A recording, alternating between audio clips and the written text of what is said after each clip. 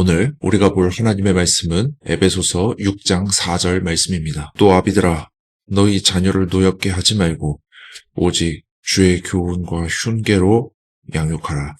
아멘. 감리교 운동을 처음 시작한 존 웨슬리 목사님의 어머니 수산나 웨슬리는 자녀를 교육할 때 스스로 이렇게 다짐했다고 합니다. 자녀들을 벌할 때에는 결코 너의 욕망을 만족시키기 위해서 하지 말고 다만 그들의 잘못을 바로잡아 주어야 하는 부모된 책임감에서 하라. 그리고 벌이 지나치지 않도록 급히 조심하고 그 잘못에 적절한 분량의 벌을 주어야 한다.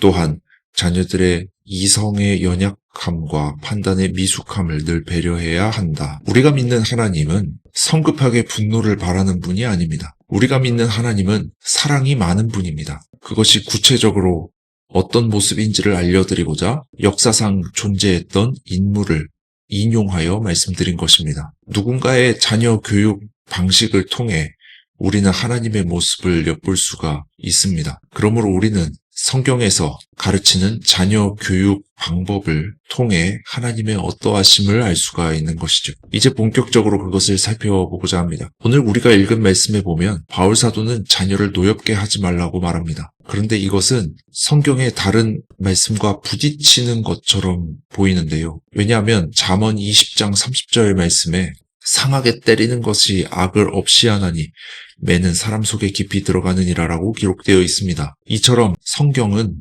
엄격한 자녀 교육을 주문하고 있습니다. 그런데 왜 바울 사도는 자녀를 노엽게 하지 말라고 말하고 있을까요? 이것은 하나님의 어떠하심과 관련이 있습니다. 미국 에즈베리 신학교에서 웨슬리를 가르치는 케네스 콜린스 박사는 존 웨슬리 목사님이 하나님의 진노와 인간의 분노를 혼동하지 않았다고 말합니다. 인간의 분노는 야만적이고 적극적이며 보복적인 성질을 가지고 있다고 합니다. 그것은 마치 전도서 7장 9절 말씀과 같습니다. 급한 마음으로 노를 바라지 말라. 노는 우매한 자들의 품에 머무름이라. 반면 하나님의 진노는 단호하고 애정이 깃든 마음으로 죄를 멀리하도록 하는 성질을 가지고 있습니다. 그러므로 하나님의 진노를 인간의 분노와 구분해야 합니다. 자녀를 대하는 방식에 대한 바울의 가르침은 이런 배경을 가지고 이해해야 하는 것이죠. 하나님의 진심은 우리가 잘 되는 것입니다. 하나님의 진심은 우리를 죽이는 것이 아니라 살리는 것입니다. 하나님은 우리와 멀어지기를 원하지 않으십니다. 하나님은 단지 우리가 복을 받게 하기 위해,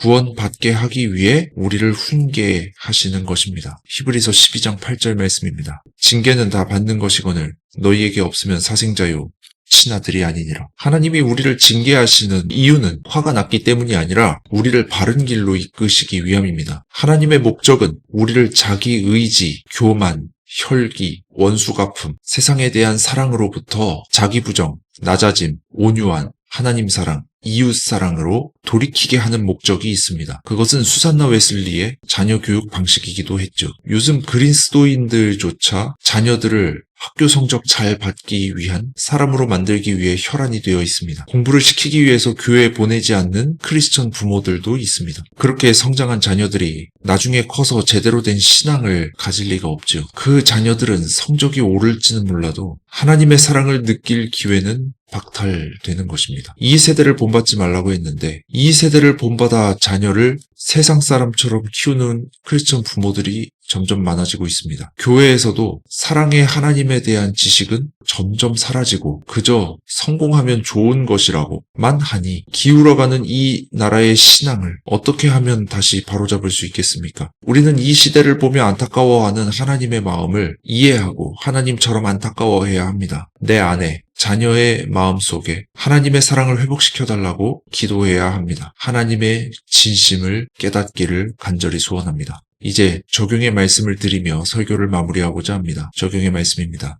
첫 번째, 상처가 된 훈계를 받지 않았는지 돌아봅시다. 두 번째, 상처가 된 훈계를 주지 않았는지 돌아봅시다. 이 적용의 말씀 가지고 우리 자신을 돌아보기 원합니다.